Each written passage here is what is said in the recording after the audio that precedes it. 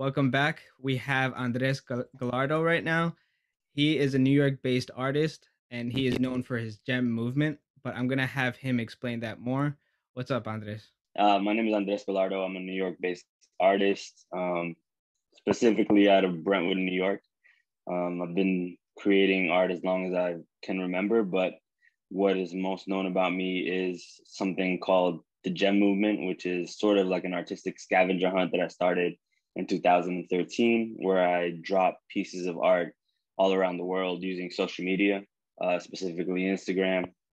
You can see the post, and if you recognize the location, first come first serve, and you get to keep the piece. I've done well over 5,000 pieces all around the world, so I'm most known for that, but I'm a muralist, artistic activist when it comes to my work as well. Yeah, that's pretty much it. Dude, yeah, that's awesome. And that's kind of why I've always wanted to talk to you about it because I think the first time I ever met you, we had a gallery show together that Mm. Randy actually reminded me of that it was like on like 109 in like some like warehouse Oh that's yeah. not that's like rented out now, right? And Mm-hmm. so that's where first saw your art and I was like, all right, I gotta talk to this guy. And Mm-hmm. so yeah, I kind of wanted to learn more about that, but also like kind of like your backstory on like how you started out with art. Like, what Mm-hmm. convinced you to like pursue art so young, and was it something that you always knew? Definitely not. I mean, it was something I always loved to do and something I was always passionate about. And, I think anybody who's artistic can remember that moment, I think, in a classroom where you realize, hey, I'm drawing similar to, for example, like a still life or something like that. You'd be like, hey, I'm kind of drawing it kind of close to that. I'm sort of imitating these things in front of me, or I have my own style. And, but I grew up, and I've said it in different talks that I've had. I grew up with people who shun sort of the art career. They always told you it wasn't Right. lucrative, not much can come from it. But I went to an art show in 2008. And I was in college, and it was a local friend of mine. It was in the town right next to me, and he had this small place that he rented, and there was art from top to bottom. And he was selling artwork, and it was different. It was technically my first gallery show, and I think something clicked in me like at that day, because I remember going home and thinking I wanted to do the same thing. So it was like January 2009. From January to like August, I stood in a room and created about 35 pieces with the goal of having a show. So it was Yeah, like the that's first crazy. moment. So I didn't always think so, but that was the moment that kind of clicked for me. Right. So Yeah. so then like how did you go about then from doing 45 pieces, how did you go about going for a gallery? Because I feel like a lot of artists now, like people that start out, Mm. they don't know how to introduce themselves to the gallery. So can you like kind of Yeah. walk us through how you did that? Yeah. So like an actual gallery, my first actual gallery show, in a structural gallery was probably not till a couple years later. But I decided to bring the gallery to my neighborhood, meaning exactly what I saw that guy do. He rented out a spot and he Right. filled it. So I didn't think the term gallery, of course, we have an idea of what it should look like: white walls, you know, space to Yeah. hang. But then I thought, all right, whatever room you can fill up with and have people show up to see your work, that becomes the gallery, whether it's a garage or a warehouse or whatever. I mean, Banksy does it all the time in warehouses, you know? Exactly. Exactly. So Banksy, right up there. Not a real one. I'm not that rich. But Still a good exactly. So one that though. was like, What yeah, still a good one. Yeah. No, so I was just, I decided to kind of broke out of that structure, and I didn't even know the structure to begin with. So later, I just figured an art show is probably a better way to put it than a gallery show. Was my first few shows.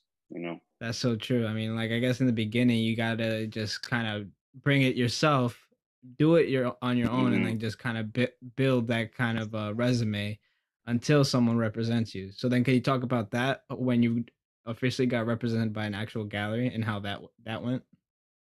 Yeah. So what happened with that first show? That was me. I tell a lot of artists because I think a lot of artists wait or they go to galleries and they show their work to to be represented to get accepted.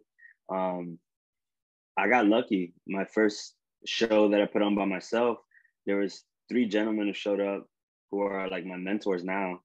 But they're like, we're gonna go on an art tour. Um, we would love, and I was like 10 years younger than them almost. And Wow. they're like, would you like to come with us? And I'm like, yeah. And the funny thing is, my first show was all portraits, and I still do a lot of portraits that you see behind me. But Right. they were like, but no portraits. I want you to paint from inside of you, your thoughts. So they didn't allow me to do what I was used to doing, you know. Oh, so But that's a they challenge didn't, on its own. Yeah, it's like starting over, But I like the exactly. challenge. I like the challenge, and what they did. I'm big into skateboarding. I've been since I was young. So our first show that was like super dope was at a spot called Special Sauce in Huntington, which is North Shore, Long Island, and they made it into the dopest like gallery format show. After that, we did a couple colleges, and then after that, there was somebody who was sort of representing us, four of us guys, and they flew us out to California, and we had a show in San Diego, and that's when stuff started to like really get cool.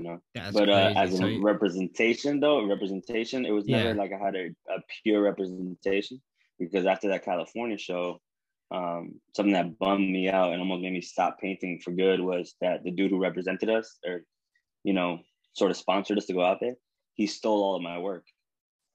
So yeah, Oh shoot. yeah, man. So just disappeared off the face of the Wow. earth. And some of my more intimate pieces, you know what I mean? Nothing like this. It was straight up Right, political, right. emotional pieces. And I recently found them. He said, "I'm sorry, I'll get them from a warehouse," and then never answered me again. So they're gone, but that builds you, I guess. Yeah, I guess it's one of those things when you first start out where it's just like you live and you learn. It's a terrible kind of situation to go through, hmm especially Yeah, because you just lost all that work that you've done. yeah, But absolutely. those kind of experiences, especially somewhere here hmm where someone can hear it, could just teach them to Yeah, like just be wary about who you trust with your work. And like absolutely. that's so unfortunate, man. That's crazy.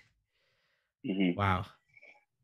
Yeah, man. So so then from then on, you haven't been doing galleries, or have you not like been trusting people to like with your work, or No, absolutely not. After that, there was a beautiful gallery called Trestle Gallery in Brooklyn. It's like 2011. One of my biggest shows to date, and there was like 400 people there, and maybe a little less, but it was still a lot of people going through there. And it was some amazing work that I literally put my all into. That's one of my favorite moments. It was an actual gallery in Brooklyn, and we had cool people like helping me out, like JB Early, who's like a really awesome dude. Um, right? He's but the yeah, one after that that, no, hooked. I did a couple more. He was actually the one that hooked me up with that gallery show that I met you in. He found my Oh, work okay, yeah, somehow, and then we went with that. He's a great yeah. guy, man. The way he curates He's like a lot of the shows. we have the same birthday, same year, same day, same everything. We've been like brothers for a long time now. He's That's definitely awesome, helped me man. out a lot. But yeah, so I mean, after that, it's not that I stopped because I was part of a lot of gallery shows, some in the city, some all over the place. Even went to Art Basel a couple times, hit up some walls with different artists around that time. It never stopped, but something clicked in me. So 2011 was the Brooklyn show, right? In Yeah, 2012, this is where something really like went off in my head. I was in college, and we'll get to that. But I was in college, and I heard about Trayvon Martin um, and the verdict that was happening there. So I had just learned because of one of my friends how to make a stencil. So I yeah. make the stencil of Trayvon, and I just hop on a train to Union Square because I hear there's a protest going on. Never been to a protest in my life. My very first one. I had a couple of the stencils with me. I got on the floor in a cardboard box and offered to paint this image of Trayvon for people, saying justice for Trayvon. I'm telling you, dude, I probably made over 1,000 shirts, posters, bags, everything for so many people, and it kind of changed my life. It was like that part of giving with your art kind of changed my life. The part of activism with my art. kind of like changed everything, you know? Yeah, that's where I heard your story when you were on your TED Talk, which I want to get into as well. And Yeah, that's of kind of course. where I heard your whole like definitive moment of when you wanted to Hmm. become an art and make that as a career. Yeah. So, and that's kind of what I wanted to get into more of and just learn more about the gem movement. So, can we get Hmm. into that and how that started out? Because I'm assuming like right after that protest, that's when you Hmm. kind of just started thinking and having the wheels turning for the gem movement. Yeah, I think what that inspired was community-based art, you know, first and foremost. Just seeing how you could bring everyone together. I remember waking up after that protest and everybody sending me screenshots of their TVs because there was an image of so many people holding the same sign, and it was the one that I Wow. created. So it was like, whoa, you know? So in 2013, I had this idea. There's multiple inspirations. I remember this one friend, Deshaun Wright. I think I saw him on Twitter one time saying he was reading books and leaving them on the train for someone to find. And they would like switch books and do like things like that. So I went home and I'm big into poetry. I had to preface that because my first 20 gems probably were these galaxy paintings of spray paint that I remember seeing in Times Square that I wanted to try, but they had poems written on them, mostly love poems or something like that. So my Right. first 20 pretty much were that. So I went home, I'm in the garage studio, and I'm painting this quick piece, writing a poem, paint another one, writing a poem. I go to Barnes and Nobles in Bayshore, and I put it right in front of their window, and I post. At the time, I didn't even call them gems, to be honest. I was just like putting out free art or something, and I dropped it, took a picture, posted it, driving home, and it must have been 10 minutes, and it was gone. And there was a dude posting a photo because I put tag this if you found this, congrats, you know, on the back. And I was like, what? So I went home, made another one, dropped it like at a 7-Eleven. And again, 5 minutes. Now that I'm in Brentwood, 5 minutes and boom. And during that time, I only had maybe, I don't know, 200 followers. So it was like my close Okay. friends and family. So I was like, Yeah, man, yeah. these guys are awesome. You know, so from that day on, I caught the bug. I was like, this is fun. You know, like, let me, like now after a while, what I call them is giving everyone moments, gems, GEM, giving everyone moments. Because that moment they find it, they celebrate like it's a lottery ticket. You know, it was weird. Yeah, It was just yeah. like bizarre, and it kept growing from there. Within like 2 or 3 months, the followers and everything started growing, which was cool. But the rumor that I kept hearing was, dude, we were there and there was like 10 cars that all pulled up at the same time. Two guys almost fought over one, all this weird stuff. And I was like, oh, I don't want no one fighting, but this 10 cars. So Right. I started to wait. I started to wait around. Like, and then on certain occasions when I would see that many cars pull up, I'd show myself and then I'll start painting for them on the spot and just giving to everybody who showed up, you know. So it was nuts. Oh, First year I okay. dropped 450. It was nuts, something like that. Yeah, and then Yeah. so what are you working on? I think they're vinyls, right? Where is it? Yeah, I always keep some around me, you know, just in case, you know. So so like what kind of vinyls are you getting? Like the dollar ones, like the ones that nobody wants? Like how did that start Oh, out working on the vinyl itself? yeah, the vinyls didn't come until like 6 months into the first year. So the one of my favorite moments of the gem drops ever was, I think it was an anniversary of Michael Jackson passing, where I used I put like 25 of these on the floor in my garage, Uh-huh. and I painted this Andy Warhol Michael Jackson image on top of all of them as one big piece, Oh, right? okay. But on the back, I put a small Michael Jackson like face. So I had a note, and I had some people helping me drop them, and I told everybody who found them, I told them meet me at this particular spot, and they didn't know that when they all got together and they flipped their vinyl, it became one huge face. You know, so that's sort of how I started doing it, and I was like, yo, this is like accessible, it's cheaper than canvas. Like Yeah. thrift stores were like 25 cents, whatever.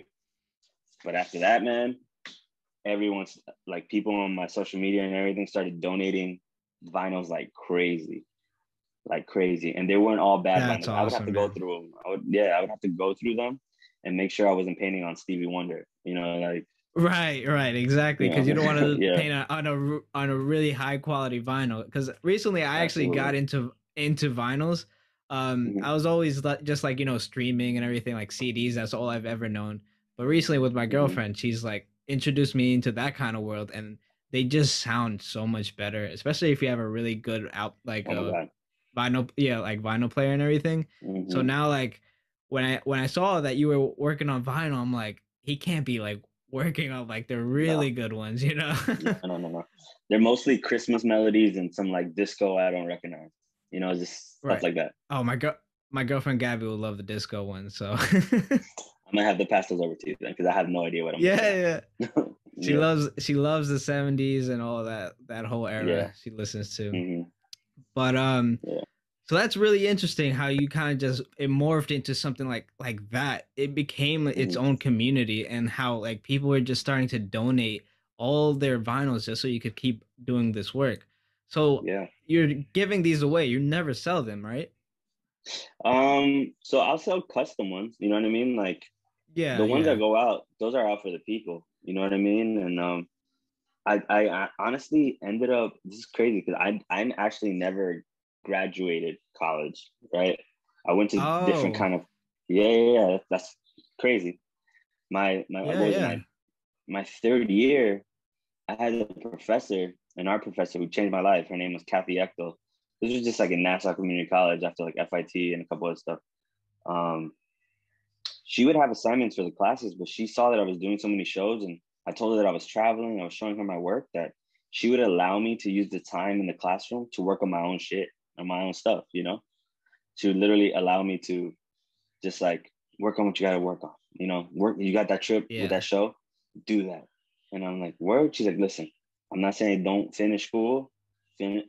Honestly, if I went back, I probably would have finished. I still want to eventually, but like, it was just a crazy time. I was like, certain times I was getting flown out to certain places, and it was just like interfering with school, and I just had to go on the ride. You know what I mean? Like Yeah, yeah. I, I had to do it. It's just one of those things.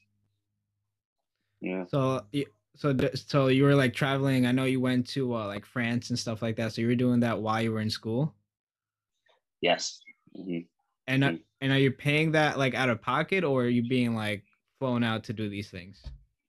So France was 100% me. Like France, Okay. there was I read a book of James Baldwin, who's an amazing writer, thinker, poet, and he was talking about his time in France, and it was the gems were kind of going nuts. This is like the second year, and I'm like, I had already started sending them to different states with friends who were helping me drop them in different states. I was just like tacking off, checking off. All right, LA, okay, Texas, okay, Washington, Seattle, all this stuff. So then I was like, yo, what if we make this international? And I packed a bunch of vinyls and a book bag and went to France by myself, and I paid for that. Like I want to drop one by the Eiffel Tower by myself, show that I'm doing it out here. It was it wasn't even like, oh, I had the no, I was broke as hell. To get back to the airport, Right. the people who owned the hotel I was staying at bought paintings just so I couldn't afford to get back to the airport. It was Wow. nuts. Yeah. Hmm. Yeah. Dude, It that's was like the struggling artist. that's Yeah. yeah, like that's straight up the Yeah. starving artist like storyline and it's just like you're Totally. really Yeah. living off your work. Like you were so Yep. determined that with to like show off your work and like bring this movement into internationally like that you were willing to do anything and Hmm. that's humbling, man. That's crazy. Yeah. It's crazy because I laugh about it because yeah, I always wanted to go to France. I always wanted to go to Paris, but I as soon as I got back to the United States, to New York, there was a couple friends who were like, "Hey, we're going to Peru. Hey, we're going to Turkey. Hey, we're going to random places. Can we Norway? Can we take one of them with us to drop for you?" So then it started looking like I went to a million different spots, And it was never me. They're like, "Oh, you just got back from Turkey, dropping gems." I'm like, "Kind of," but no, no, no, it Yeah. wasn't me. Like it was my friends, or even followers who I don't know, who were willing to take them for me. You know, and I would always make them something for them. You know, to thank them.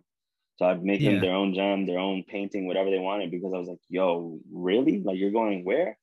So it was nuts. Yeah. So then, I mean, it's a piece of you going all over the world. Hmm. So you could definitely Yeah. say that it's just gone internationally. Hmm. So with all the gems, Hmm. were all of them like based on social issues, or were they just like poetry about like kind of just your creativity and stuff? It started off poetry. Um, the social issues were like sprinkled in between. It's one of those things that I think that pop culture and whether it be celebrities or movies or stuff that I like, because I'm big into movies and all that. Um, those things were almost bait, right? And what I mean by that, it would grab people's attention. So now that I had their attention, I always think about once you have their attention, what are you going to do with that attention? So then that's when social you hit them with like stuff that really means something to you or issues that really matter, um, because they're looking, waiting for the next celeb or whatever. And maybe most of them, once they see the social media, I mean, social issues, might not pay attention or care as much. But there's a few that will, and it will.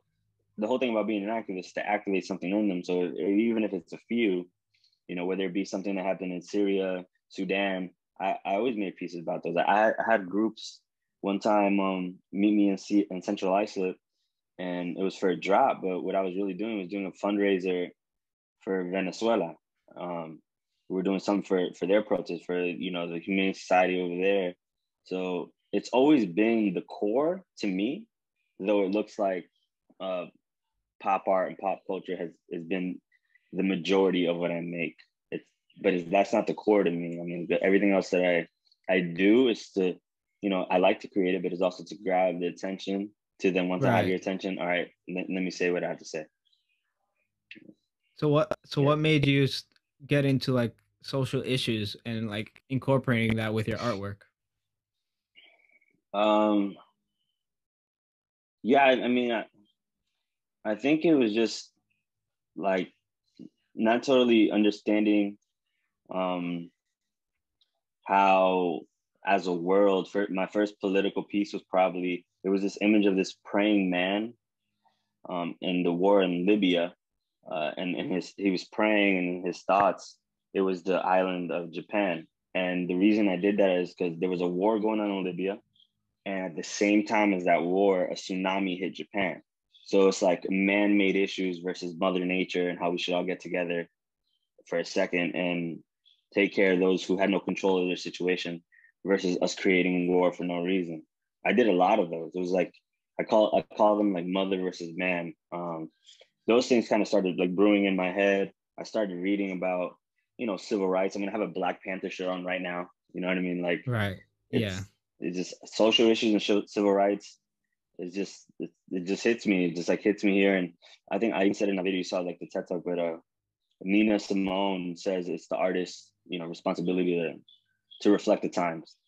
So whatever's going on, whether it be happy in pop culture, and everything's happy, in the same light, when something's wrong and there's injustices, us as artists, entertainment and celebrating stuff that makes us happy, music, movies, whatever. When things that are of injustice, we should also probably illustrate and show our point of view when it comes to that stuff too. You know what I mean? Especially if we're with those who are oppressed and trying to show light to those who are oppressed. That's yeah. I couldn't say it better myself. It's honestly true, Yeah. especially with now more than ever. I think Mm-hmm. a lot is going out in the world, and it's like I Yeah. feel, especially with America, we're just very like not united with how things have Yeah. gone. You know, Mm-hmm. um, Yeah. and it's important, man. It's just art brings everybody brings everyone together in in these hard Mm-hmm. times, and like you said, it's our responsibility to bring them together for sure. Mm-hmm. So let's um let's move on to like what kind of other opportunities did the Gem movement like bring you? Because I know you ended up doing that TED talk. Is that one of those opportunities Yeah, that brought you? that's a goal I didn't expect to probably hit till I was like 50. You know what I mean? Like Yeah. I've seen Kid Cudi do it. You know, I've seen like my favorite artist JR, who I studied right before doing the TED Talk. But yeah, that absolutely was like top of it. There's a group um, of poets, spoken word artists called the Strivers Row that I will always give credit to because I made some paintings for them and they really put me sort of to their fans who were a beautiful group of people. And from that actually came the opportunity for a TED Talk. The Gems also gave me the opportunity for a TED Talk. Activism gave me the opportunity for a TED Talk. I got the opportunity to get covered by Complex Magazine, which is also, I love Complex. Um, Right. the Miami Herald was dope. I don't know. You're probably a little younger than me, right? What are you, like 20 something? I'm 25. 25. Okay. Yeah, you're like 7 years younger than me, but maybe you can relate. Oh.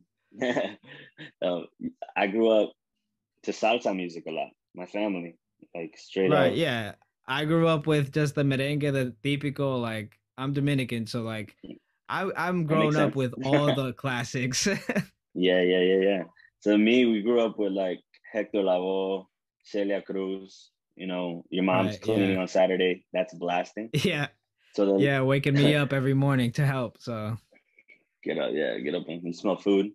Um, but that the label that covered all these artists, Hector Lavoe, Celia Cruz, um, yeah.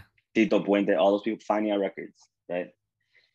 I was dropping pieces of Fania artists in New York City randomly, and I was tagging them, and then I get an email, and it's the logo of Fania, and I was like, "Are you kidding me?" Oh You know, shoot. I was like, "What?" You know, so that was that's one of my favorite moments. And they paid me, which is cool. And I think I still have a check, and I don't care what the price was. It just said from Fania Records, and I was like, "You got what?" You know. When I was in Yeah, that's a Miami, they huge took me to their achievement, man. Like that's huge, crazy. That's yeah, something that you grew up with and they come my childhood. and support your work, you know? That's amazing. Yeah, yeah. I'll make it brief, but to list them off, that TED Talk, Fania is probably number two. Number three, I did this piece of Childish Gambino, Donald Glover, and I just put it into the atmosphere. I was like, "Hey, he's coming to Stony Brook. If anybody could connect us, I want to give this to him." And sure enough, like when I got there, his manager came, got me, took me like underneath where they were gonna perform, and it's him, Diplo, and it's like I don't know what to say. I was like, you know, Yo. yeah, Dude, that Childish Gambino's like my guy, man. I'm Me and my telling you, girlfriend went to his last tour. Dude, oh man, that's awesome. So was that yeah. like in the beginning of his career or like kind of That on his was rise? because of the internet. That was because of the Okay, internet. So it's okay. like, yeah. So again, it's like whenever I do those pop ups, like some song has to move me. Some got to do something to me. So like one of Mac Miller's albums, I remember putting out like 20 pieces of just Mac Miller stuff, and his fans were out there. You could even hear them pulling up with their cars, blasting his music, happy to find the piece, or Kanye or whatever. And obviously my opinions of Kanye are all over the place, but he's one of my favorite ever with Yeah. the first few albums he put out, and I got to meet him because some random dude like who collects autographs and stuff, I guess, told me, "Hey, come to JFK at 6 a.m. Come give Kanye a piece, blah, blah, blah." And I'm like, "What?" And it was nothing intimate at all. It was straight up like, "Hey," he's like, "What's up?" And I had, because of his blog, a blog that covers him, the biggest blog that covers him, I was able Yeah. to, they asked me to make Kanye a birthday present. And I was like, "What? Are you guys going to get it to him?" Dude. And they're like, "It was nuts." And I remember me sending it to them, then sending them to Kim and Kanye, me going to sleep, my Snapchat at the time blowing up, everything blowing up, because there was Kim Kardashian showing off all the pieces that I had to send them. And I was like, whoa, it was like Yeah. paintings of his kids when they were babies. It's like Right. that's nuts too. Dude. Yeah, So yeah, I would say like your way of like showing off your work is kind of like that kind of guerrilla marketing where it's just like you got to be there at a certain time kind of thing and then these things just happen for you. So it happened with Kendrick that Lamar too. It yeah, was man, nuts. like and like the again like the community that you kind of built off of Hmm. this movement and them helping you Hmm. out to get these things to these kind of people is just Absolutely. insane. Yeah, and by no means, just to put this in here, by no means this is a matter of me like name dropping it because I don't know these people. No, You know what I no. mean? Like You know what obviously, I'm yeah, saying? this is Yeah. these are just like the accolades of what you're like what this movement has like Hmm. brought you, like that's exactly what I was Totally. asking. I just wanted Yeah. to see like what kind of Hmm. opportunities these brought and like this is very inspiring for people coming up because they don't know Yeah. how to like showcase their Hmm. work. Like this is just another avenue Hmm. that they could do. Yeah. That's Giving insane, is man. important. I always Wow. talk about Yeah. the art of giving, and I'll tell you. You did ask me, do I sell them? And besides the custom stuff that I did, I once Forest Hills Drive's J Cole album, right, was Yeah. dropping. I made this image of him on a record, and I was in Brooklyn and Queens and whatever, and Forest Hill, Queens to be specific. And I was tagging him on Twitter and all that. And again, I had put one. And I'm like, maybe I'll sell some of these. See, I needed some money for school or something, and I put it on my like I don't know some kind of Etsy thing. It wasn't Etsy, but I forgot what it's called right now. And I woke up to a tweet by J. Cole saying, "Love what you're doing. God bless. Keep spreading the love." And it went like that. And then the sale on my Etsy thing went, and then I was like, I don't know how I can create that. Like, I'm like, I don't know if I'm gonna be able to keep up with this. Yeah, yeah. Yeah, So and I was like, did thank you ever you. like get any did you hire people to help you out or was this just kind of like you just pumping them out at that time? I just turned into a machine at that time. I was just like, Oh my you gosh. know, like to like 100 a day, and I was just like, Oh, oh boy.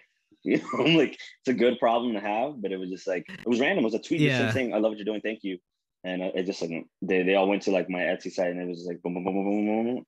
And I wasn't selling them for much. I was just like, I don't know, $40, and it was just like sending out records, sending out records, sending out records, sending out records. Dude, that's crazy. Yeah, Wow. yeah, man, it's nuts. Yeah, yeah, I mean like I'm still like dumbfounded how like you've gotten through all these kind of artists and gotten your work out there. Like your work is sitting in people's like mansions right now or Hmm. something. Yeah, That's crazy. So yeah, I mean, yeah. There's you've kind of gotten your dream client, but like what's a dream project that you would want to do? Green Pot Project. You know what I would like to do? Like I've been thinking about it. I think because I am proud of this one. When I was in my senior year of high school, I got senior class like best sneakers or something like that, right? And I know I could paint a sneaker, but I also went to FIT because I wanted to do like design and stuff like that. So I would like to, okay, eventually one day do more design work, design a sneaker, get back into that. I'm not big on. I don't really create that much merch besides prints, but I have friends who are killing it. Doing really cool, fashion design and prints, and I think that's an avenue I would like to revisit eventually. Um, Other than that, you know, I haven't had a big show in a long time. That's on the list, and probably skateboard brands. Work Yeah, with them. I have a lot now. What I'm saying? That quiet time of 2020 made you think about everything. that's for sure. So I kind of wanted to get into that as Mm-hmm. well too. Like, how was Mm-hmm. your time like with quarantine? Because I know as Mm-hmm. artists we thrive like being alone in the studio and just working the whole time. So Yeah. the the whole pandemic didn't really change much for us because we get to Mm-hmm. do what we want now and without Yeah. like worrying Mm-hmm. about our day jobs or anything. We're just home. Mm-hmm. So how was that? How Yeah. was that for you with your creativity and staying motivated to do work? I'll be honest with you. I would love to sit here and say that it was a time that I really like crunched down into artwork. But I think honestly, for me, it had the opposite effect. It was kind of crippling. I really Mm, felt uninspired and down because everything going on, the uneasy unknowing of what was happening. Yeah, I might have created a few pieces. I mean, I created this Snow Allegra piece behind me just because I wanted to paint her. I was listening yeah. to her music, but I didn't make much, man. I really tried to push myself to make a few things just to get like their brain working. But I feel more inspired now. I feel more at peace now that things are happening, opening up, and able to engage. When I'm not, for example, the gem movement. Some people were like, "Why aren't you dropping?" What was I supposed to do around that time? Tell people to leave their homes to go search for something? Yeah. you know? Yeah. So like it kind of like if I was already slowing down a little bit, but it like really shut me down because like I can't engage with community right now, and it was like I could have done stuff during Skype and all that, but it was just yeah, Yeah. it was That's rough. and that's another thing. It's just like doing an event through Skype is just not the same when you could be doing that in No. person. Same as like Mm-hmm. what we're Yeah. doing now, like having this kind of conversation. Nothing beats like being in person and actually having the conversation then over like through this. But you Yeah, got to for do what you sure. got to do. And I can Absolutely. totally agree I with you. Yeah. I could agree with you when it came with like creating during the lockdown because Mm-hmm. I would love to say that too. Like I sat down and was just pumping out work like when you originally did the gem movement, you're doing like 40 pieces Mm-hmm. like a day kind of thing. But I didn't, like that Yeah. wasn't me. I was Yeah. at home. I was just exhausted from like just seeing the news all day and like wondering what's gonna happen next. And Yeah, absolutely. I and I guess like you'd like to think that if I was home all day, I could actually be down and just working on my stuff. But Mm-hmm. when it came down to it, you realize like no, you actually need to have experiences to Mm-hmm. then get inspired to create work. You know, Yeah. being at home all day isn't doing much for you. Yeah. I started painting like movie scenes because all I was doing was Mm, watching movies. So I yeah, we'll get into movie talk later, but like I remember watching like Eternal Sunshine and The Spotless Mind and stuff like that, and painting a scene or painting, just different scenes from movies that I really like. Because I was like, hey, this is what I'm doing right now. Like I'm not going to a museum and seeing other artwork and being inspired. I'm not meeting with people and hearing something that like clicks for me. So that's just how it was. yeah, man. Like, I mean, now once we hit like 2021, I was Mm-hmm. able to. This is kind of where like I changed like the way I was thinking because I was like down in Mm-hmm. the dumps in a sense where I was just wasn't inspired or anything. But beginning of like January, I was just like, all right, let's start this podcast, and then from then on, talking to other creatives and just Mm-hmm. like hearing what they got to say and like about their experiences, just I thought that the podcast was gonna take away time for me, but it ended up just making Yeah. things so much better because now I'm having these conversations with these awesome people, and then it's just inspiring me to do my own work and like be more productive. So 2021 has You been have like great a work, man. thank you, man, thank you, and it's just like it's just been a shift where 2020 we're like hibernating, right? We're at home, we're not doing much, and Mm-hmm. now like I feel like with 2021 even with other people, I'm seeing a lot of change. I'm just seeing a lot of people like waking back up and like getting into the groove of what they were doing before. It was just like a hard Mm-hmm. reset. And I think with everyone, I think it's going to be a good thing now. Like by the end of the year, I Me feel too. like a lot of people are going to be in a much better place than they were obviously like last year. I agree.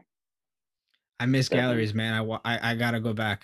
You know, I know most of them are I open know. now, but like Mm-hmm. I gotta go back to the Met. I gotta go see all that amazing work and just visualize it all, Yeah. man.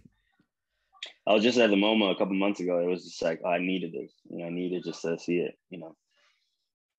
So So are you definitely. more of Banksy like has a a show like next week. So yeah? So are you more of like a modern art kind of guy, or do you go back into like the Renaissance, like realism kind of stuff? Like who inspires here? That's the question I was gonna ask next. Like what kind of people inspire you? What kind of artists? how much time you got? Okay.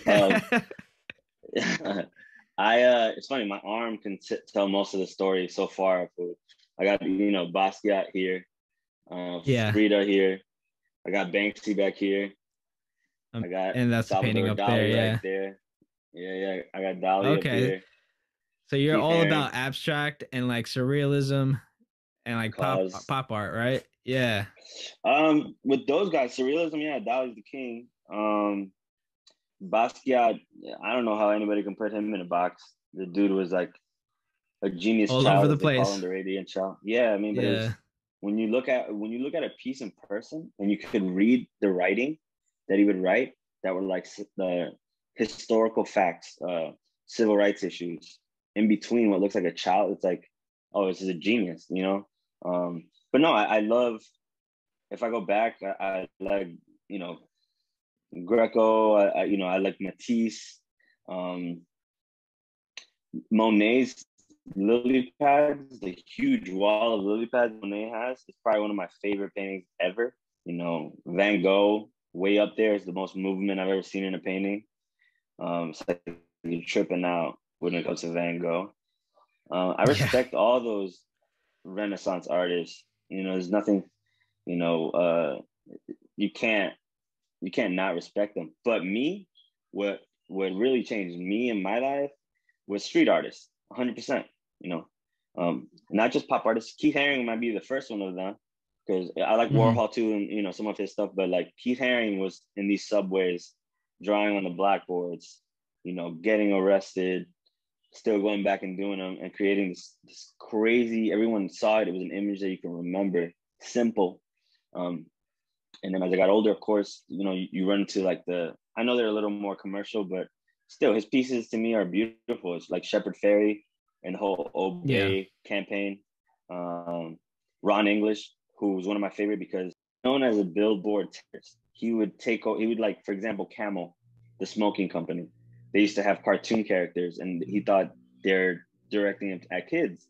So he would actually paint baby camels smoking cigarettes and take over a billboard and we get arrested and all that, you know what I'm saying? Like, and then of course Banksy, Yeah. he's in a league of his own, but these guys, these guys took it away. I think the frustration of any artist before these street artists making it big was that they thought art show, gallery show, big museum. When these guys said, screw the four walls of an establishment, the world is my canvas. And I love that. It's my favorite thing. They inspire me the most. Yeah, I could see where you get that kind of inspiration where you're Yeah. dropping your artwork in all these kind of locations. You're not doing Mm-hmm. them in a wall, Mm-hmm. you're not showcasing them Yeah. like that. Yeah. So I could see where you like merging those social issues like they were into your work. Yeah. So that's Yeah. interesting.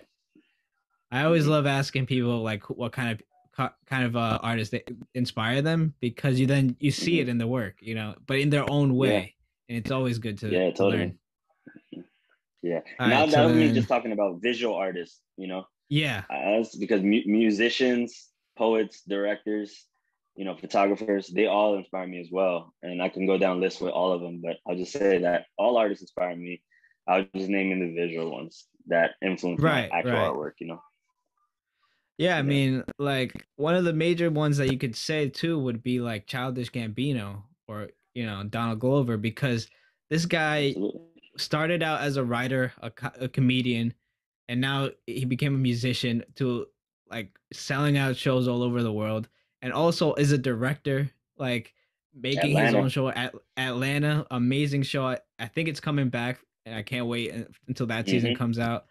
Like that, like knowing him and just like what like the things that he's done is just what inspired me to just be like, oh, I don't have to just be an artist. I could do films. Mm-hmm. I could I could Yeah. be a podcaster, stuff like that. Like I feel like people pigeonhole themselves into just one Yeah. thing, but if you I feel like you can make the time to do all your passions and Mm-hmm. fulfill them, because it's possible. I mean, like I I don't said, think you can box in Childish an artist, Gambino. Yeah, yeah. Yeah. There's too much things going on in the head of an artist, for sure. Absolutely. Absolutely. So here's another question then. like what do you keep is like what keeps you motivated and interested in your own work to like continue doing this gem movement? I think the joy kind of motivates me more than when it comes to that specifically. You know, you hear stories. I've been in certain parties where I really didn't know the people, but they all had a story of their gem hunt, of when they went and in search for one, when they found one. I have a couple guys who've taken their family to go find one with their kids, you know, so that kind of Wow. thing kind of like lights a fire in me to continue going. I mean, I remember some dudes from around here who saw me drop in the Hamptons and went and found it in the Hamptons, or saw me same family member and his kids saw me drop a piece in Manhattan, went with his family in the middle of the night to go get it in Manhattan. You know, it's cool seeing them, Wow. and they don't even take a picture of themselves with it. They make their kids hold it, and the kids are like excited and like an egg hunt for Yeah, them, and they don't really know. And the coolest thing is that might be those kids' first memory of art. You know, exactly. it might be their very first memory of like, oh, what? You know, like dad made us do this. You know, family made us do it. You know, had us do this. So even though sometimes life gets kind of busy, and I haven't dropped in a while, obviously due to reasons out of our control. Now that things are like better, it's just like, man, it's time again. You know, let's do this again.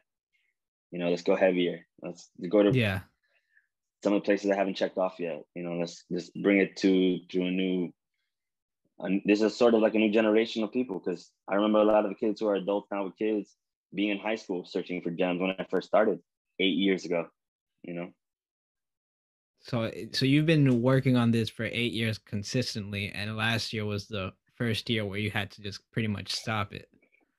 Yeah, stop it. I'm not the year before. I probably slowed down a little bit. I was starting kind of another career, and that had me kind of busy. So yeah. So last year was the Yeah, first. Nope. You know. first year, yeah. So then now, like I said, like I was saying before, it's just we're all ramping back up and starting things like getting things going again. Mm-hmm. Um, I don't know, man. Like I imagine with this whole movement that you're working with, I kind of want to. I know you're like it's something that should be experienced outside, but I would love Mm-hmm. to see like somehow if them all come together, like how you did with the Michael Jackson piece, Mm-hmm. come together in a gallery show with Mm-hmm. huge walls, like huge ceilings, and be able to see Yeah, see yeah. it all in its glory like that, man. Like that's That'd be something sick. I would Yeah. love to see, man. Oh no. Mentioning that the first year that I did the gem hunt, about 8 months into it, I hosted a show called the Gem Show, and what was interesting was that you know how you normally walk into a show and the walls are Yeah, blank, right? yeah. Everybody who attended the show had found a piece, so they would fill up the room with the pieces they found. You know, Oh. so there's hundreds of pieces, and it was all of them. And I would sit back because yeah, some people wanted to talk to me and whatnot, but there was moments where I would sit back, and all I could hear was their stories. All I could hear was, "This was by the train tracks. I had to climb into a fountain for this. He climbed on top of a Best Buy and put it up there, and we had to jump on top of a trash can to get it."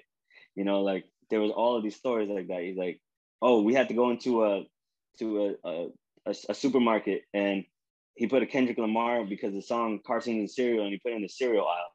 They trashed that cereal aisle, by the way. I Oh felt so man. bad. They trashed it, but it was broken cereal everywhere. Yeah, man. Oh That man. was I mean, beautiful. that's one of the things, man. That's what creates the stories for the movement, and you were able to Yeah. hear that. It's Yeah, important. yeah. It So, was great. so all of them, everybody that got that gem, they filled up all the walls. Yes. Mhm. Do you have a picture of that? Because I would love to show everybody what it looks Yeah. like. So this was Definitely. another case where it wasn't a gallery though. It was like I rented out a hall. So me and my friends, Uh-huh. we built up artificial walls that we had like spread around, and we just had like nails and stuff so they could just like hang on the top of it. And it was a lot of canvas. It was skateboards. It was random stuff. There was a dude who brought in a table because there was a moment probably like 4 months into it that I can remember that I said I didn't want to paint canvas anymore. It was right before vinyls. That I would walk around the neighborhood. I'll see a broken table. I'd bring it to my garage, fix the leg, paint Marilyn Monroe or something on it, and go put it back out.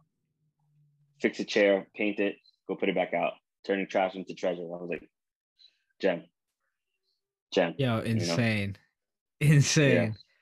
it was nuts. Dude, you like finding a canvas anywhere. That's It's like great, man. whatever. Hmm. Yeah, like I said, I gotta see what that looked like because I'm sure Yeah. that that looked amazing. Even as an artist, like when you saw that everything was like fully like there, Hmm. how did that Hmm. feel? Like get feeling. What was that experience like when you saw it at its full like capacity? I think my first stop before really taking it in and really being happy about it, I think my first was straight up like, man, I've been busy, you know? And then the other thought was like, I don't remember making half of these. You know what I mean? Like, but I know Yeah, I did, yeah, but it was only like, I barely remember making that one. It was just like, I was such in a high that I was just like, let me just make, you know? So it was overwhelming, but it was beautiful. It was a beautiful moment for sure. that's awesome. Yeah. Hmm. So let's talk about then.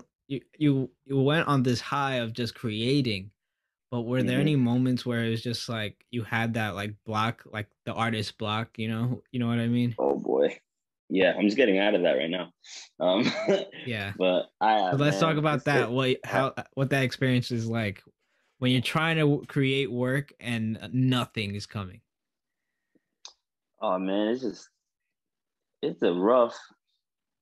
I think when those moments happen, which they happen quite frequently to most artists, I mean the main thing I think is to step out of that step out of that realm or that medium. For example, me is painting. That's when I might shoot over to the New York Cafe in the city where it's spoken word, poetry. And then that stuff kind of would paint pictures in my head where I didn't find it on my own. You know what I mean? Like go to a Yeah. show, go experience something, go experience life, get out of there because it gets dark. You start feeling down on yourself where you can't put two and two together from your own work. And then I think you got to kind of come outside of yourself, you know, just like experience other people's art. You know, that's how I've gotten out of those situations. But it's definitely it's rough, man. You start doodling stuff. There's a Yeah. lot of notebooks that I have where it's straight up no drawings. It's just words. I want this to go here, stick figures over here, and this is gonna be a person. That's gonna be here, concept here. You know, just writings like everywhere. You know, when I don't feel like I can Yeah. draw at the moment. What I guess what I always recommend for people, which you just pretty much said, is just yeah, go do something else that Mm-hmm. you have interest in, like may be a hobby or just another passion. Like what I Right. do when I'm not feeling my artwork or nothing's coming out right, I'll just go Mm-hmm. straight up into the city and just start doing like photography. Like I do a bunch of Heck street yeah. photography when on Mm-hmm. my like on my downtime or because my girlfriend lives in Hoboken, so I'd make the trip Oh out wow. there Okay. by yeah by the train, and then I'll just like stay in the city for a bit and just walk around, like Mm-hmm. just take it all in because that's just another source of inspiration, you know. And then Yeah. be it then as well as watching movies. That's another big thing for All me. You day. know, All day. there yeah, there's inspiration everywhere, you know, like when it comes to art block there's a way to combat it, but like you said, sometimes there's just nothing you could do. But Yep. there's short-lived moments that eventually you'll get out of for sure. Yeah. All right, so then you're creating all this work, right? You're basically on your own when you're doing this. You don't have anybody in the studio. So when it comes to Mm-hmm. critiquing, do you critique your own work or do you show people before you put these out? I don't really show anybody. I used to work in shouts to these guys because they really held my back during those TED Talks, during all that stuff. Um, we had a studio called Manifest Media. My boy Mikey used to have this warehouse space in Deer Park, and I would go there and create really big stuff, and you know, or just like hear them out. So everybody was creative in the room. So somebody was like working, editing a film. Somebody else was, you know, painting you know, a wall or whatever, and I'd be working on some pieces. And Yeah. sometimes they were like they would go to sleep or something, and by the time they wake up, I'm done, and I hadn't slept because I needed to finish it. But I never like waited. Yo, you think this looks all right? You think this?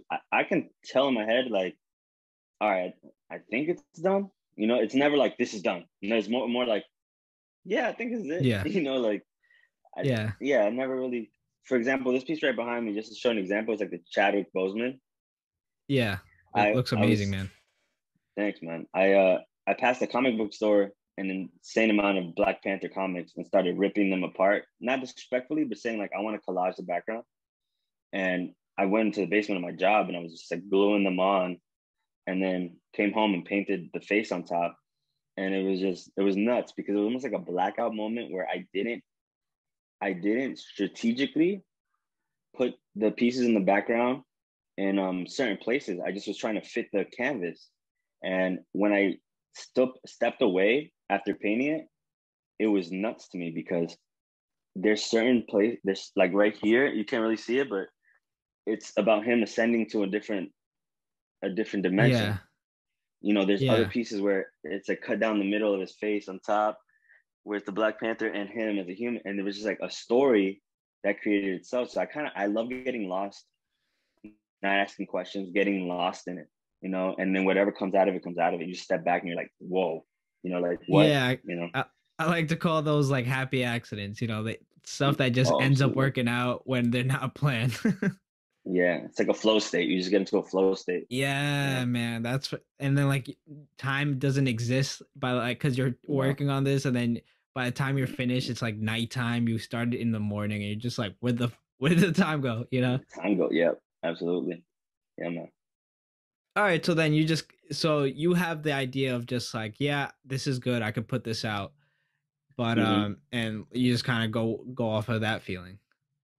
Yeah, yeah, kind of like there's definitely pieces that I've painted, started painting, and then I'm like,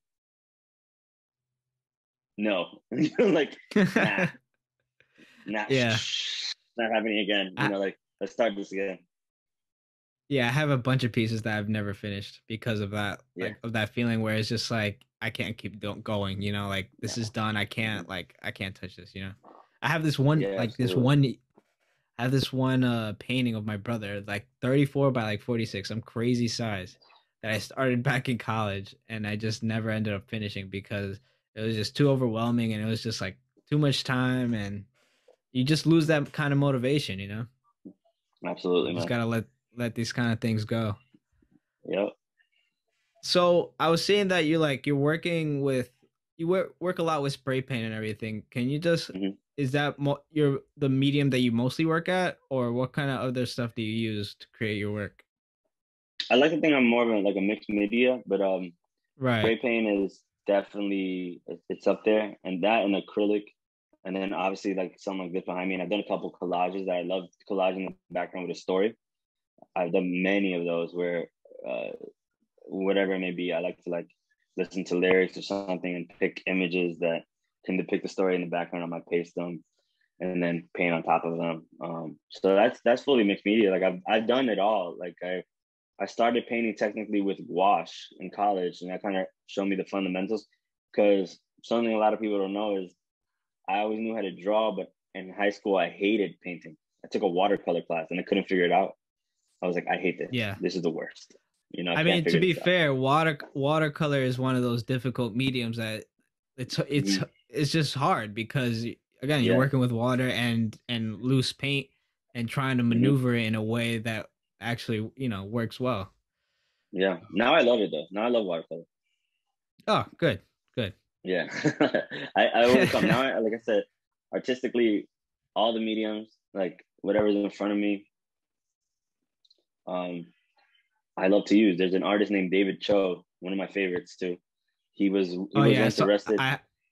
I saw You him seen on him? the Joe Rogan podcast and talking about all of that stuff. Insane life that guy has had.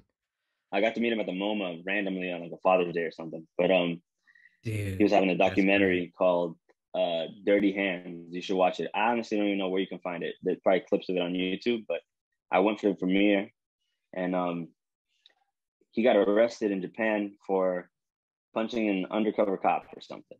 So he's in jail. Mm. He has no paint on him. So he's painting watercolors with soy sauce and blood. And it was some of Ooh. the craziest stuff you ever see, dude. Like, it's just, the dude is nuts. And it just goes to show, like, put something in front of me. It could be tea bags, it could be like coffee bags, whatever. It's like, give it a hint, manipulate it, and just try. I think if I throw Play Doh at you, and your family member, niece or nephew or little cousin says, "Make me a shape of an animal," you could probably do it because you have that Yeah. eye. That's how I feel. Like make me a horse. Cool, tight. I'm gonna do it. I'll figure it out. You know, that's how I feel about medium. But I consider myself a mixed media artist. I love spray paint, specifically when I do murals. I love spray paint. But I use spray paint almost all my work. All the gems are spray paint for the most part. Yeah. Mm-hmm. So like walk us through then how like from start to finish what these concepts come to be. Do you do sketches beforehand or do you just go straight in? Yeah, it depends on the piece. Um, it depends on the dimension. I think my kryptonite a lot with a lot of pieces, as many will know, I might stencil out a silhouette of something and I might spray it so I can have the shape. And then I might go in with brushes. I've done the whole starting from charcoal, like they teach you in school and stuff like that. I like that. I think I consider myself a very impatient artist at times. So I'm like, if I have the idea that night, I don't want to stop till I finish. It could be in the morning or whatever. But step by step, I've even at times on my phone, just like I said, that I write down in notebooks and stuff like that. That's part of the process for me a lot of the times. Really writing down the idea, doing a really, really rough sketch of an idea, really small, and then hoping that my idea matches not what's on the paper that I just scribbled, but what's in my head. You know what I mean? Like how I Yeah. want it to look in here. So that's sort of the process with it. It just depends what I'm creating. For the gems, strictly for the gems, I I'm a pure stencil artist when it comes to most of the gems because with stencils, because I hand cut all my stencils, I create all of those, whether I sketch it out, whether I mess with Photoshop and illustrate it to contrast an image and then cut out all the white or all the black or whatever. Um, then those with that one card stock of a stencil, I can make 100 pieces off of that one piece of paper. Spraying it Right. It on a just makes vinyl that's everything already more black. yeah, it makes everything more mainstream and easier to do for like time, Absolutely, you it know? allows me to create to the masses. You know what I mean? Yeah. So mm-hmm. Well, that's good That's to sort of the know for process. sure. Chaotic. Yeah, yeah. Mm-hmm. Chaotic. I like that. Mm-hmm. Yeah. So, I mean, I guess we kind of covered the whole like what do you wish to accomplish with your art, but if there's anything else Mm-hmm. that you're missing, let us know on that end. Yeah. I think I'm at this point because of everything that happened um, successfully with the shows and the talks. I want to get sort of back to the root, just like bring it up a level. Like have I don't think I've ever had a what I would call a massive solo show in a big warehouse or room where I really refill it up like when I started. Sometimes you get lost into the essence of that drive of when you started because you do it. And I created a lot of work, obviously, with Gems, 5,000 plus. But it'd be nice to like bring everybody in together, show original work, like my brain and all, like reconnect to that. That's a goal to me, like another goal. I think my favorite publication wise, Juxtapose magazine, the art magazine, has always been my favorite Yeah. art magazine. I would love to have an article in there, whether it be about the gems or whatever. I'd love it to be about the gems. Um, just want to touch on. I want to have an art show in my family's country of Panama. That's up there too. That's a Okay. really big goal. That's a big one. You know, Yeah, that seems so like a that really might be big top one of the for you. list. Yeah, that's a big one. Yep. Mhm. Yeah. I mean, you got the TED Talk, so I don't see why you can't do that, you know? That was crazy. Yeah. Did we touch on that real quick? Actually, no. So yeah, let's talk about like how did you get that? How were you able to talk for TED? Yeah, yeah. 2015. One of the poets that I've been talking about, her name is Jasmine Mann. She's incredible. Um, she had worked in South Dakota. This is where I did the TED Talk, South Dakota. She had Okay. worked with Native Americans from the Lakota tribe, who at the time had the #1 highest rate of suicide amongst teens. And they decided to get a bunch of artists, whether you be visual, poetic, whatever, to come and do workshops with them, talk to them, and help them create. And I went in 2015. I got flown out there to go do these workshops with them, and it was a beautiful experience, man. It was touching. It was weird to see how to this day Native Americans are treated, and that goes back to social justice and the core of how I feel. Um, I put spray paint in their hands. I allowed them to like mess around and paint, and we got to do a few speeches at the high school. So in that same year, the people who put that on, the non-for-profit, they decided the next year to get together with TED Talks and have a TED Talks in their museum, their art museum, like this crazy big museum. And I got the phone call that everybody else was going to be local, but they wanted one guy to come out there that was slightly familiar with the place and the people, but also can talk about activism and community with their art. So I got the call, and it was I almost fainted. I was like, it was nuts. You know what I'm saying? I was like, are you kidding me? Like, Yeah, I didn't expect yeah, this to happen. Um, so that's how it came about. Again, everything that I've ever gotten in life when it comes to art, I think really down to the essence was because I decided to give first. And then with giving and no expectation of getting, the most beautiful things come your way. So the Gem movement kind of brought all uh, that to my feet, and then the TED Talk was at the highest level of my dreams, man. If you look at the video, I'm sweating. The entire yeah. video, I my saw. forehead I is was watching it shiny. yesterday. I was like, why am I wearing Man, a jacket right now? no, man. Like if that was me, I'd be like stuttering, dude. Like this is like doing this podcast is also like another way for my like public speaking because I've always been bad Yeah. at talking with people and stuff. So I can only Mm-hmm. imagine doing that, knowing that you're a speaker for TED Talk, and then you have Mm-hmm. all these people in front of you and you're being recorded. Mm-hmm. Sweating would be like the least of my worries at that point. It was like 150 people, and because I did that TED Talk, I got invited, man, to even some of it's funny thing because I told you I didn't graduate college. I got invited back to the colleges that I didn't graduate from, got paid a good amount of money, not because I was showing artwork, but to speak.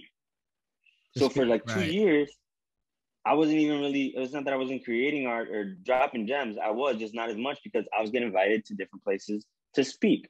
The University of Albany asked me to be their keynote speaker. I'm like, I didn't graduate. Like, this is dope.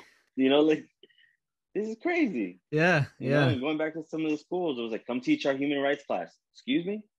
You're what? Yo, So crazy road. dude.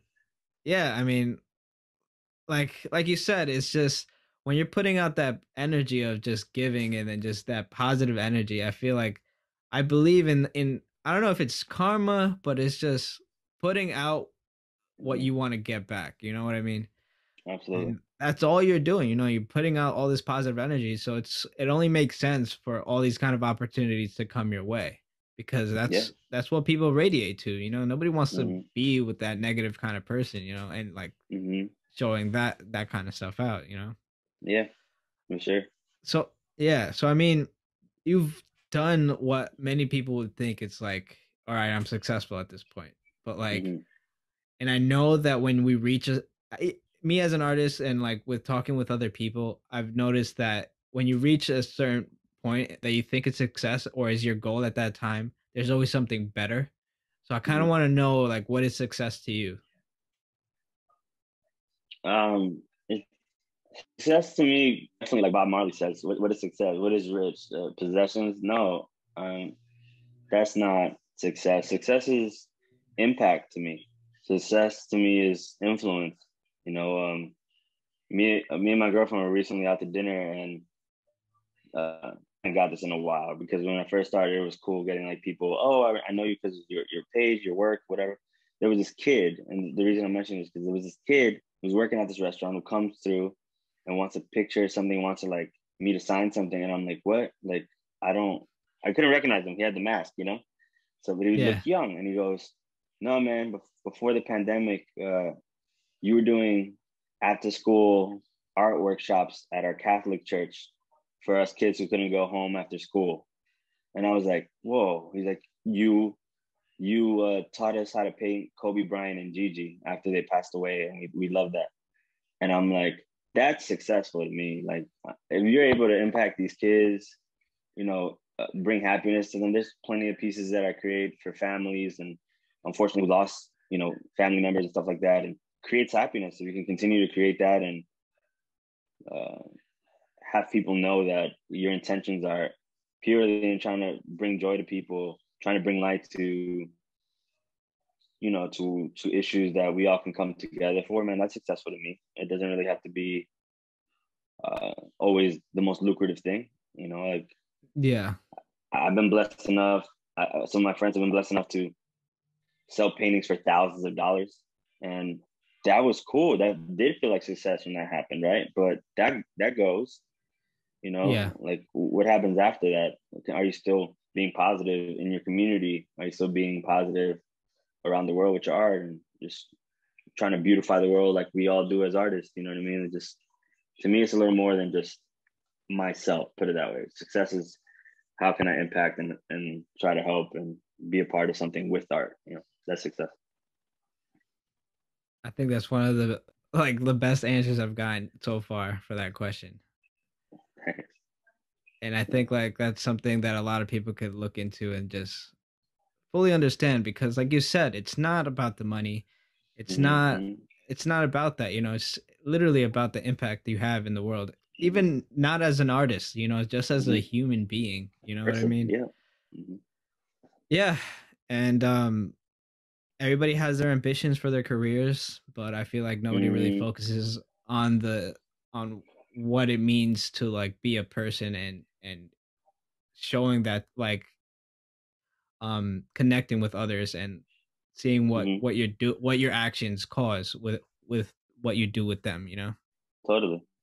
I could have said a basic answer. I could have been like, not a basic answer, Yeah. but like the more of the, on the surface answer No. would be like, I'd love to Yeah, have a yeah. gallery. I'd love to own a pop up store for other artists. I want to do all of that stuff. But that's all into the umbrella of having good vibes and creating good joy for everybody. That's success to me. And whatever comes under that, whether it be having a space in the future, being able to supply artists with a place to showcase, um, having a studio for people to shoot film and create scenes and document whatever. Like, that's under the umbrella of what I said in the beginning. Like, it's just all about creating joy and having a positive vibe for a community and people around you. So, yeah. Amazing, man. Like I said, couldn't have said it better myself, to be honest. Thanks. Yeah. Yeah. All right, so let's see. Um all right, so we're almost down to the last few questions, so let me get right to it. So, are there any mistakes that you've done with your art that you've learned from? Yes. Um, Let's hear them. I had a hard, I had a hard time saying no uh, at all to everything. Like, we can all, obviously. There was a point I was saying yes to every single commission thrown my way, even if I didn't like it.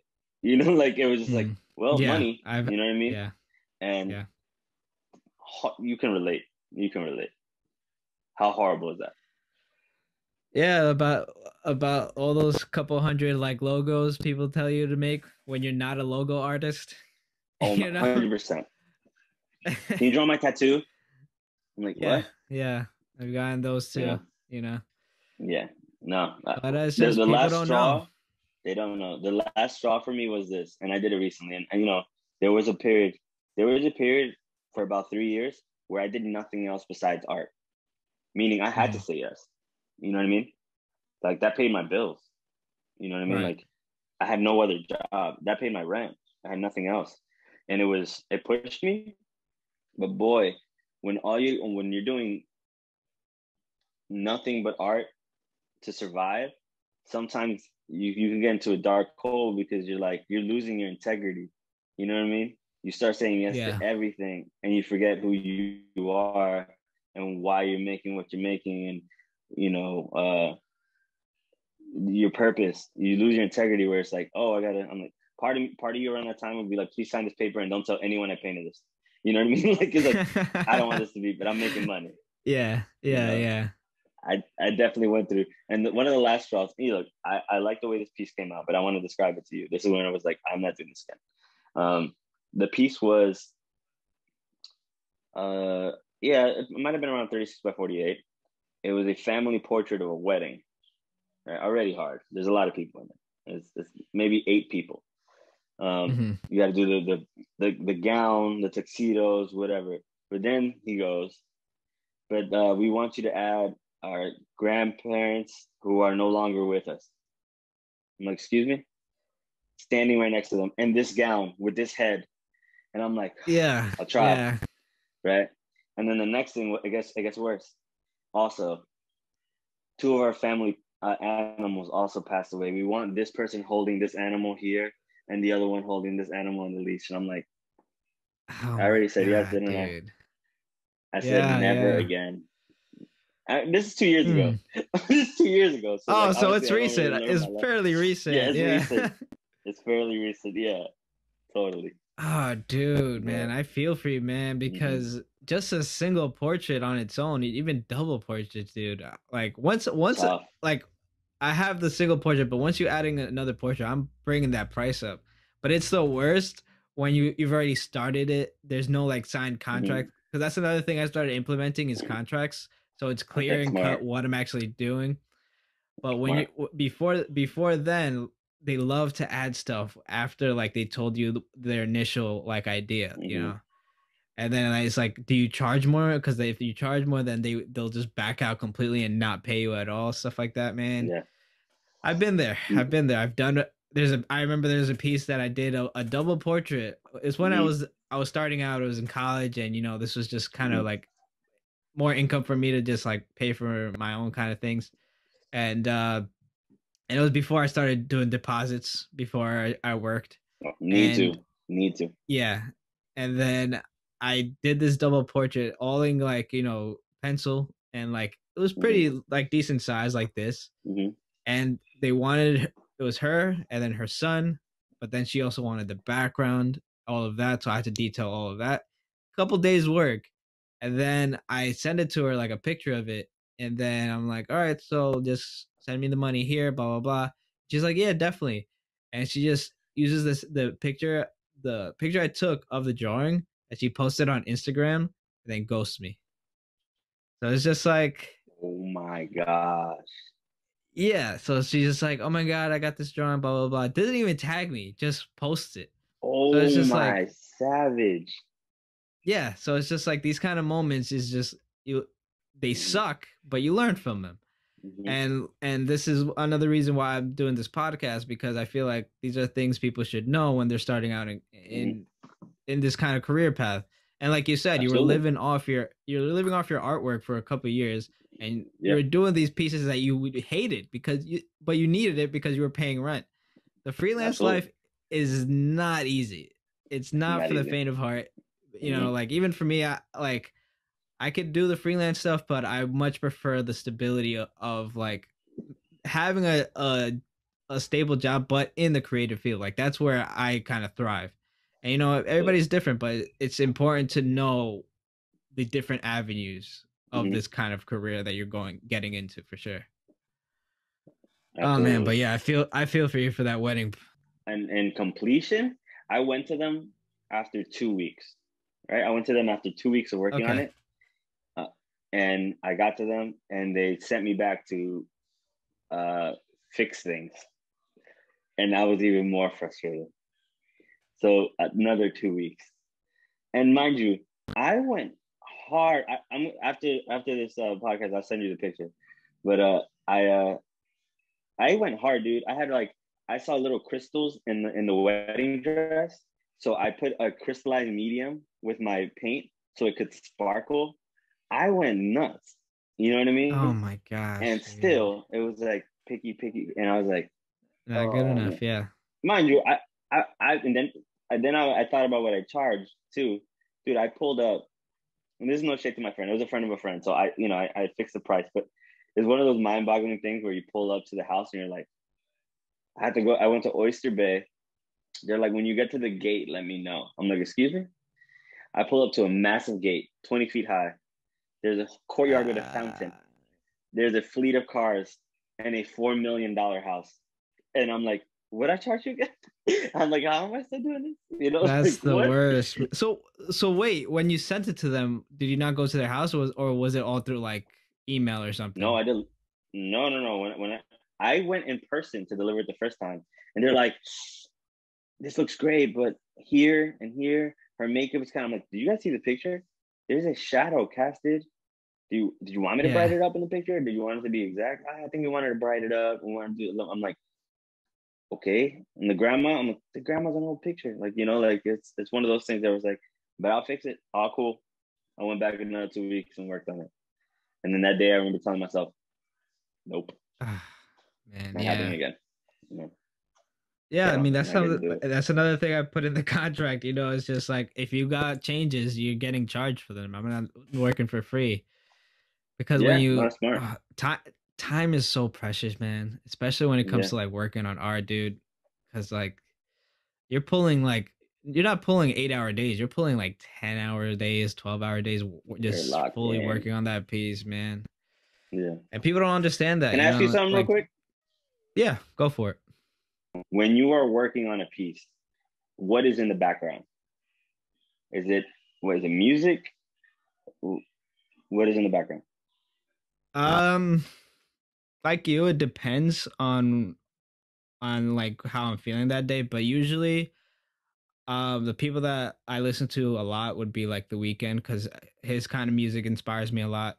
Or either just scores from different movies, like That's sick. Hans Zimmer, like stuff like that, kind of inspire me. And anything that kind of makes sense to the piece that I'm working on, I'll listen to. Yeah, So if I'm like working on space stuff, I'll listen to like the Interstellar kind of dude. soundtrack. Yeah, yeah, yeah, yeah. Stuff like that, or I'll just have like a movie in the background, just like a movie that I've seen 1,000 times, Yeah, yeah, just yeah. to like have like the inspiring stuff like going while I work. Okay, cool. Yeah, yeah.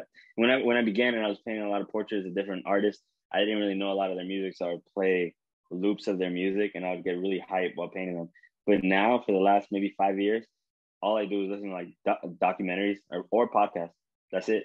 Like Yeah, that's that always in the too. background. Yeah, Yeah, yeah. I was just Like curious. I was just curious. that's another thing with podcasts too. Like I want to listen to more art stuff, but there's not many Mm-hmm. art podcasts out there. No. There's a few that I can like name that are good, but Mm-hmm. then there's just like they get too technical and I'm just like, whatever. But I've gotten Yeah. into a lot of comedy podcasts, so I'm Oh, like dude, all laughing at. day. Yeah, What are you so listening to? I listen to Tiger Belly. I listen My to favorite right now. dude, they're so good. And My then favorite right now. they also have Bad Friends that they recently made like last year. That's another one I listened to. And then YMH with Tom Segura Mm. and Christina P. Oh my God, your mother's house, Christina P. Yeah, Dude, yeah, yeah, all my yeah. favorites right now. I Yeah, love so that's what laughing I while creating. It puts me in a good mood. yeah, exactly. So that's what I put on now too while I work. So like that's kind of Yeah, been like the tunnel that I've been working through. That's so funny, been man. in a tiger belly rabbit hole. Yeah, man. Oh man, Yeah, it's so good.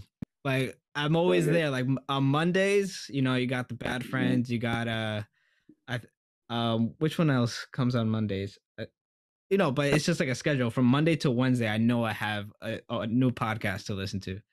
But ever For since sure. like Joe Rogan switched to like Spotify, I haven't listened to him as much because usually I just have like the YouTube video going. But Yeah, he's another one for sure. for sure. But yeah, Depends who's on there. yeah, exactly. Like I don't listen to all Mm-hmm. of them. No, But yeah, man. So sick. I all knew right. it. I knew it. That's why I asked. Yeah, yeah, yeah. You already know. Yeah.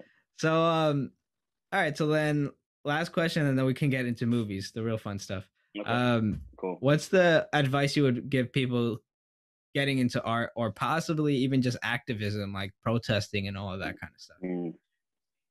I'll start with the first part. People getting into art. I don't. This is the one thing I'll say. I'll say two things. Uh, I think Andy Warhol said it best. He said, "While critics are deciding whether your art is good or bad, keep creating." You know, I think if you're just working on one piece and you're waiting for someone to react to that one piece, that's on you because believe in yourself no matter what you do. I am cut from the cloth that I think nobody people can ignore One Piece. Nobody can ignore a body of work. If there's a dude that's drawing stick figures, but he has 50 stick figures on the ground on the wall telling a story, I'm looking at that wall. You know what I mean? Like I'm looking at Yeah. everything. I'm looking my eyes busy. You're gonna be like, this guy is passionate. At least I can say that. They might not be able to find the passion off of just one piece. So I think build a collection, have yourself just and then marvel, maybe not at that one piece that you were mad about, marvel at all the work you put in. You know what I mean? And when you have that, don't just wait for a gallery to come out to you, you know.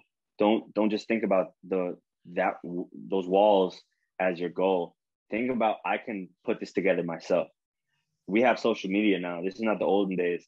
We can put out an invite. We can invite people who are just our local friends. They can invite their friends. Those friends will invite other friends. That's how a following gets built, you know?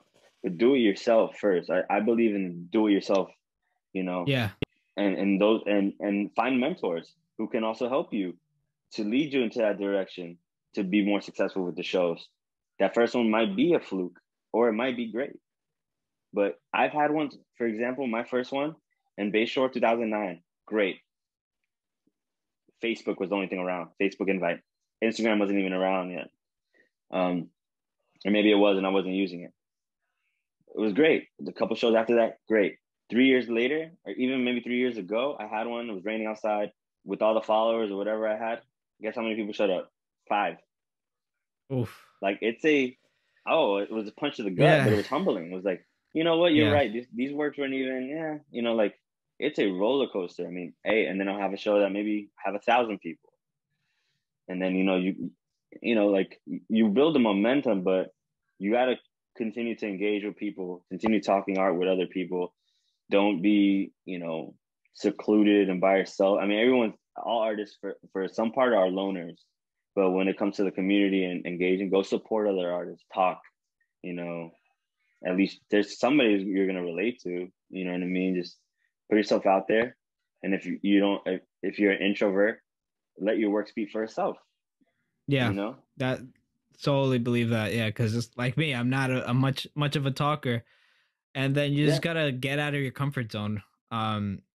And do stuff like say like this. If you're not a talker, why not start a podcast and force yourself to talk with people? And absolutely. then Yeah, yeah, and yeah. it gets the wheels turning, and then just inspires you to do other things. And like I Mm-hmm, said, like you were saying with the mentor, it's important to get a mm-hmm, mentor.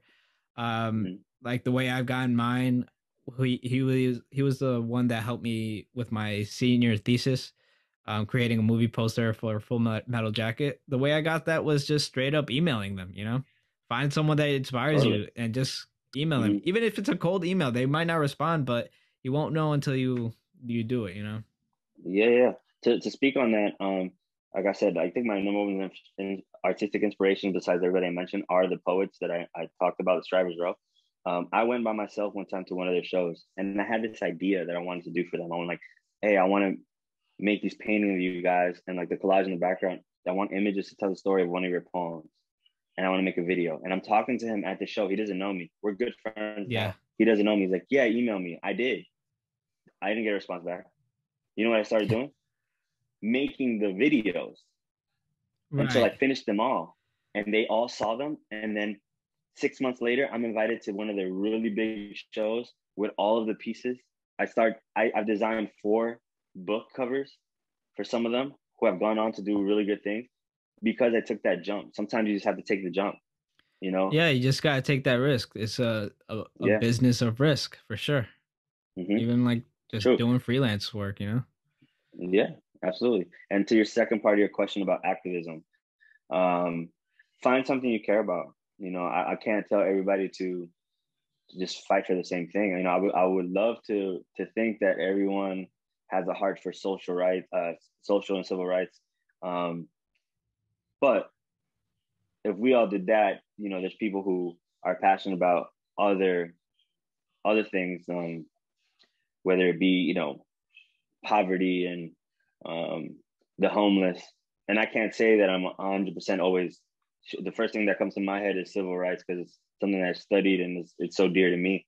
But I love those who are into agriculture or climate change, find something you're Yeah. passionate about and run with it. And if you're an artist, create for it and talk to some of these brands, and send them stuff endlessly until one day you get that email, you get that phone call, and now you're working with them and you're part of it. Because I've been blessed enough to with some brands that I've worked with. Man, I'm from New York, just like everybody else. I grew up in Florida for a little bit, but I was born in Valley Stream. I've been living here since '05 now. Like everybody else, I wore Timberlands. You know what I'm saying? They did this project where they were doing, biodegradable like Tims or whatever. The Timberlands in Deer Parks asked me to do a mural for them inside their store, and they hooked me up with free Tims. It's the best New York gift ever. Yo, Like for real, that's crazy. So yeah. how'd you get that So guy kind of gig? the dude followed me because of the gems. Uh, Insane. You see like and how I that. dropped some gems in front of his place too. Wow, man.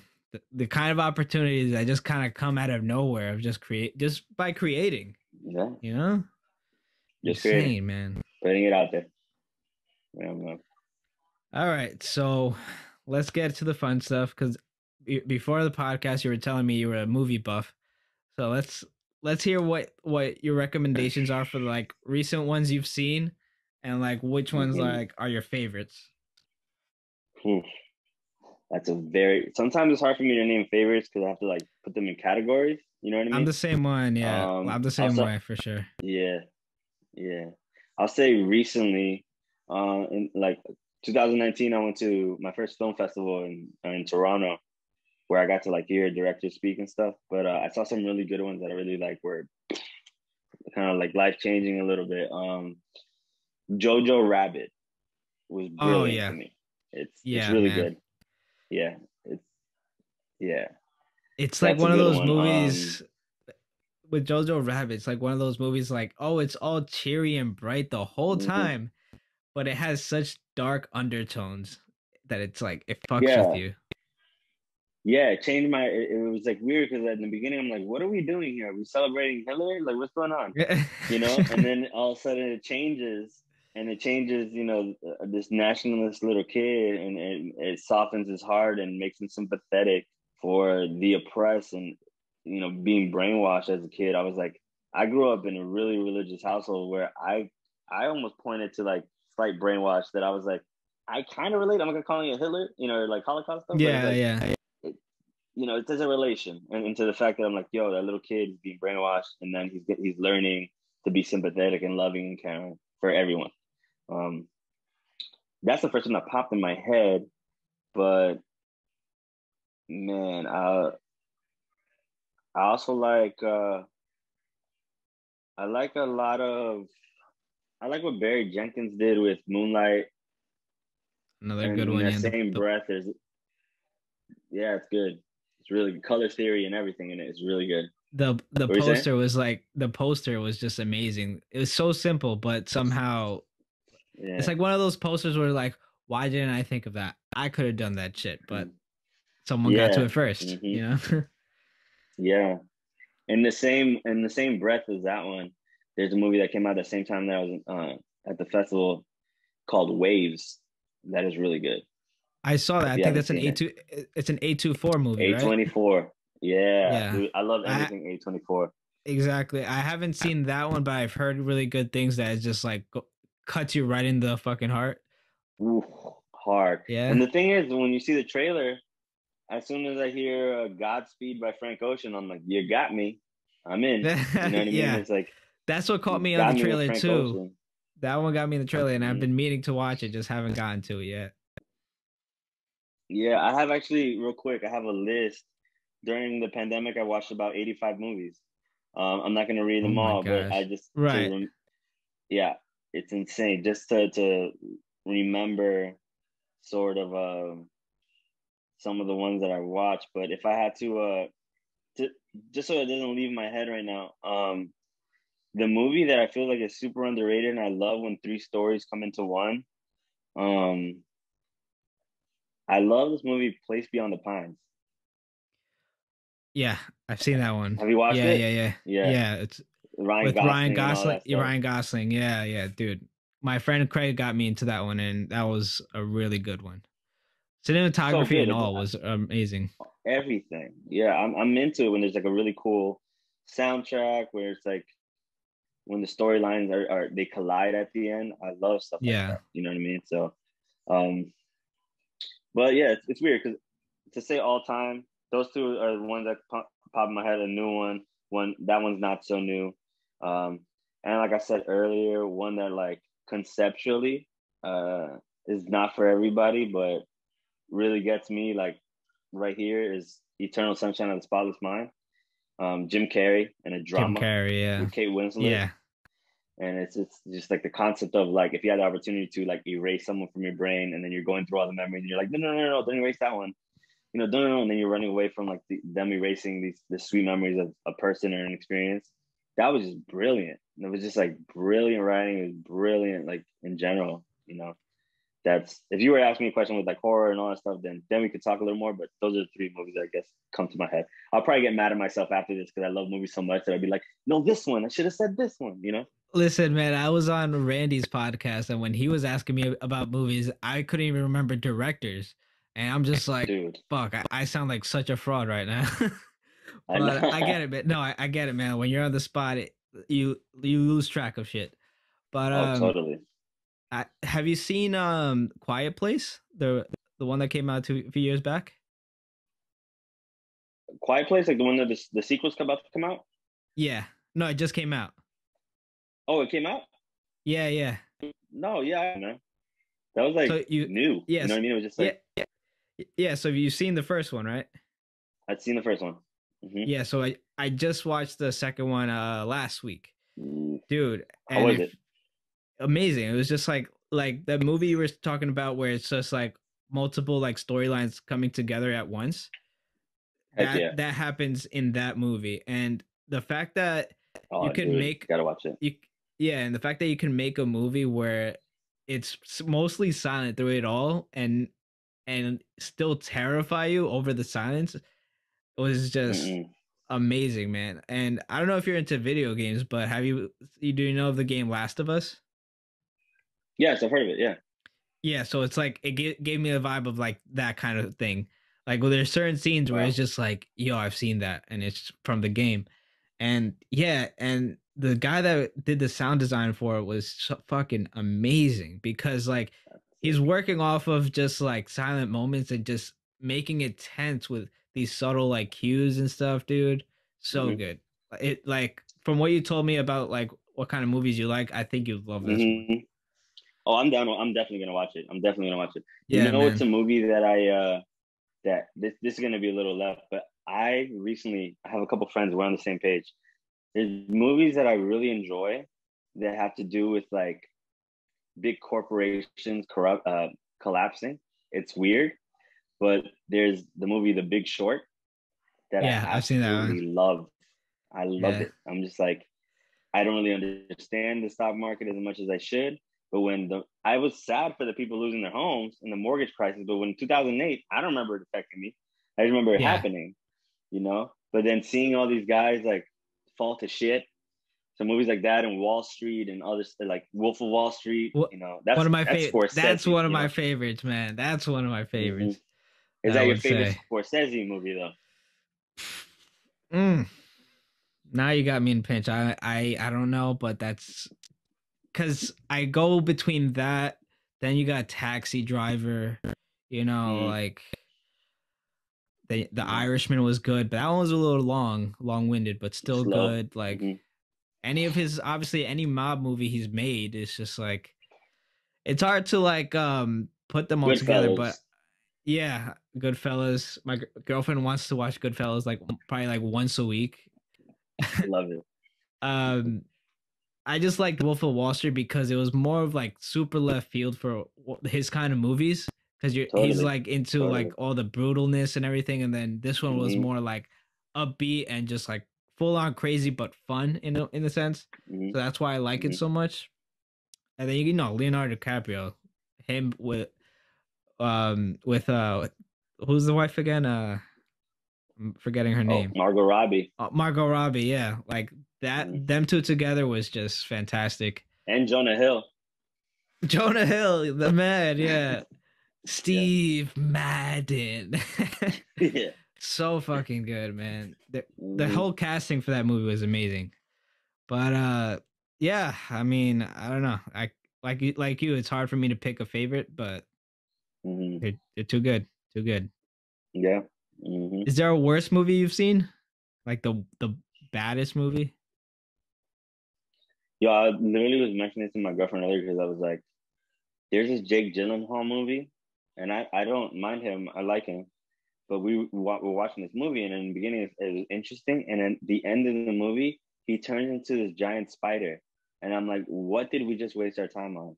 When I Wait, come up with the name of it, I'll let you know. is it that Buzzsaw one where he's like in the art gallery? It might be that I don't know if it's that one. It like went straight to Um, Netflix. I was meaning to watch that, but it was just like it looked interesting, but I was just like, I can miss this one. yeah, it's really. Oh, it's called Enemy. Oh, It's Enemy. the worst movie Okay. I've ever seen. Worst movie I've ever seen. Wow, and it's 824 too. I know, dude. Maybe it went over my head. Maybe it honestly looked Maybe. like it was metaphorical. But there's probably worse movies that I've seen, but none of them left me like, why? Like, you know. There's Yeah, also movies yeah. that are like really good, but left me like super depressed afterwards. Waves was kind of one of them, but it was too beautiful for me to hate, and the soundtrack was amazing. Yo, the boy with the striped pajama That one's heavy. That one's heavy for sure. is not a bad movie whatsoever. It's a great movie, but it's No. just like I don't ever want to watch it again. Yeah, You yeah, know, because like you just I because don't want that to watch just it again. ruins the rest of your day. You're Mm-hmm. just like Mm-hmm. thinking about it. Yeah. All right. And real quick, I'll Um, say my favorite Quentin yeah. Tarantino movie is Inglourious Bastards. That's my personal favorite. Oof, you got me. That's That's hard, my I favorite. know. One of my favorite directors, man. That's Oh, I love I Quentin. think he's the one that kind of inspires a lot of my work when it comes to Mm-hmm. like poster design because it's just I love grittiness. I love like textures and just blood and just that kind of violence and put incorporating that into my work. And I Yeah. think that's why he's inspired a lot of my stuff Yeah.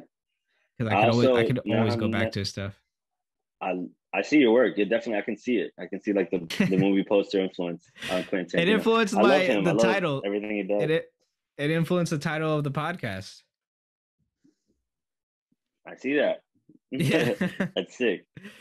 Um I also like yeah, a bunch of things started popping in my head. You know, I love Denzel. I love, Mystic River, some heavy stuff too with Sean Penn. I'm big on trivia and stuff like that with movies because I'm like glued into them. And again, I could talk movies forever. My little brother is into acting, and he's a really talented kid, 8 years younger than me, but he's probably more versed than I am. And he's taking really cool classes like seeing Kevin Bacon and a couple other people. But That's cool. yeah, no, we're like really immersed into film. So we love, Yeah, you know man. how we're bougie about it when we start calling them film.